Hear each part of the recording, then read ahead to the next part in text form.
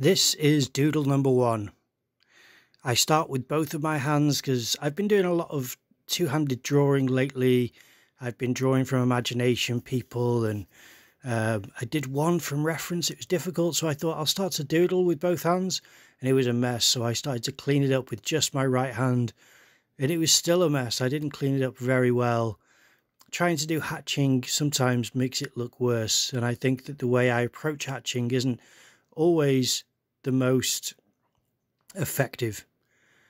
The way that I see professional illustrators hatch things that are loose is very effective. So I think it's sometimes my weak spot. I need to develop that skill. I really like hatching. I like hatching everything, but when I hatch only some things, it can become a little bit amateur looking. So I add a shadow edge because that can help. And I think it kind of does help, but it's still a strange, messy looking form. And that's what it is. You know, I'm basically trying to make this look good. So I move on to colored pens. And this is my last ditch attempt to try and make something decent out of this, because this is not a planned demonstration of bad art. But that's what I think this is turning into. This is something which I wouldn't normally show to you. But I thought I may as well show you what bad art can look like. And as a term, it is subjective. I was interviewed recently by Gabriella Handel. She's been on my channel twice, and I highly recommend checking her out. And when she interviewed me, she asked questions like, what is art? And that's quite a broad question. And I think it was me who brought into it the subject of bad art and how people don't seem to always find it comfortable saying that something is bad art. Now, I understand if you say something's bad art, you leave yourself open to people looking at your work and saying, well, your work's good. And it isn't. My work isn't necessarily always good, but I like enough most of the things that I make that I would say this stands out as something which is actually quite poor.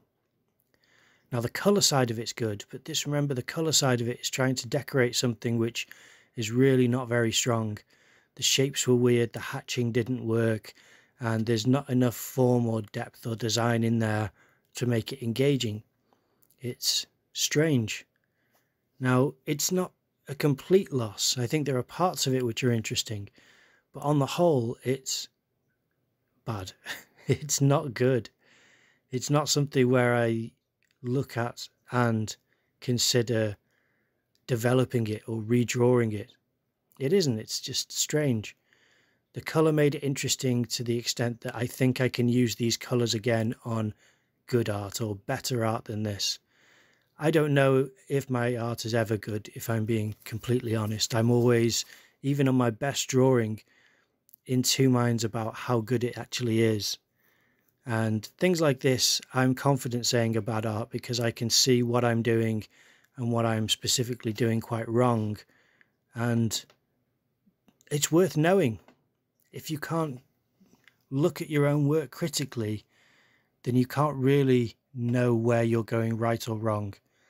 So that is an example for me of bad art.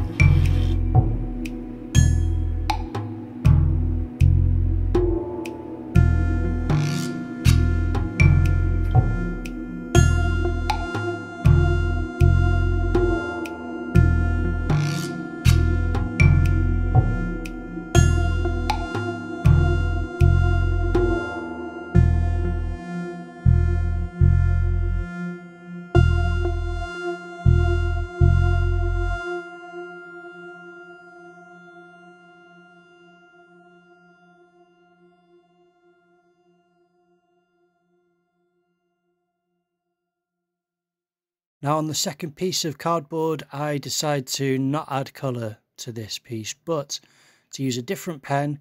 This is a calligraphy pen, part of a set that I bought earlier this year, but this is the extra fine nib. And I just start aimlessly, mindlessly drawing, and then try to fix the first part of the drawing with details, complications. And I like how it goes initially, because it is something which has different components and elements to it, overlapping forms. The hatching is a lot more subtle, and the shapes vary a little and become quite interesting. I enjoy making drawings like this. It feels as though it's part of designing an environment or an atmosphere. Now you can't see that yet, because the first thing that I'm doing is just creating shapes, and there's very little thought beyond making shapes that go into it.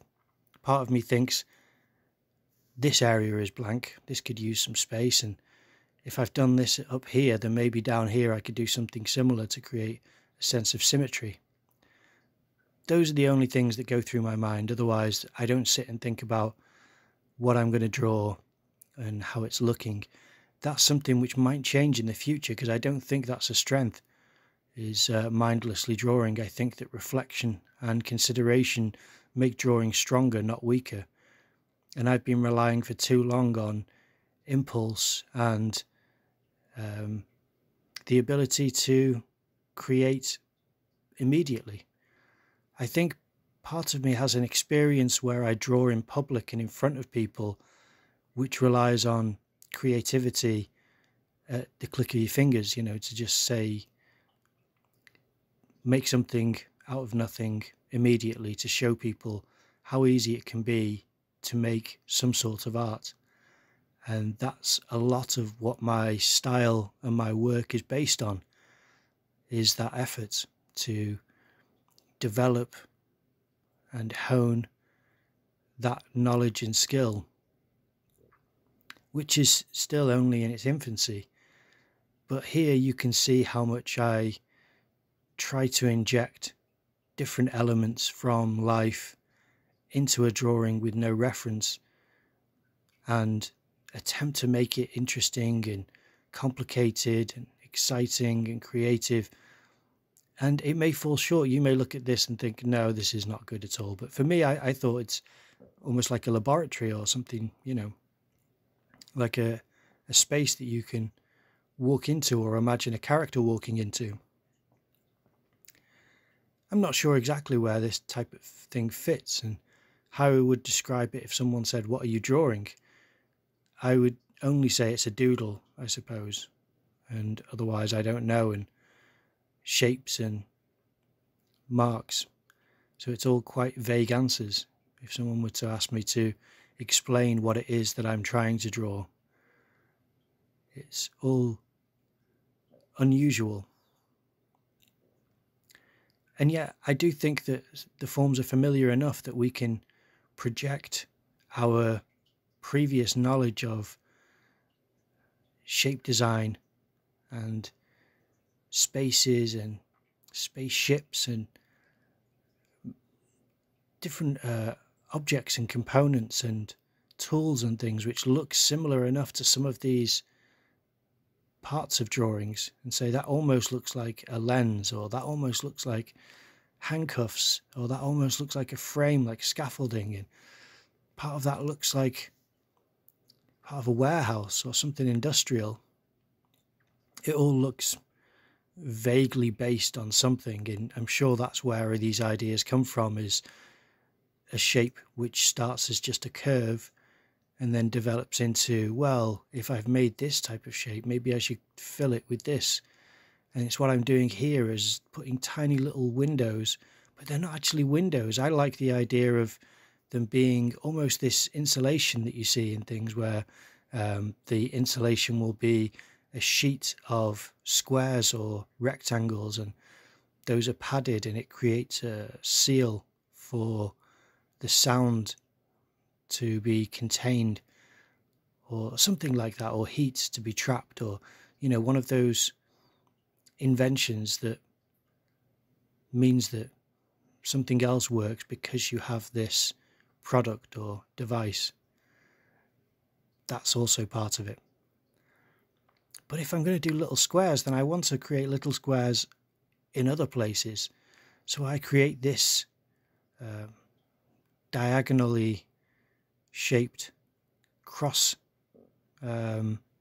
section here, and it's plugged into something. So I create a wire, and they're all related. They're all reactions to each other, really. It's, you know, it doesn't mean that it's the same shape. It sometimes just means that I draw one thing and think it's missing this, or it could use this. And if it has something with wires, then maybe the wires should also be included here. And if there's a frame there, then maybe there's some kind of device here which has frame-like protrusions coming out of the top of it.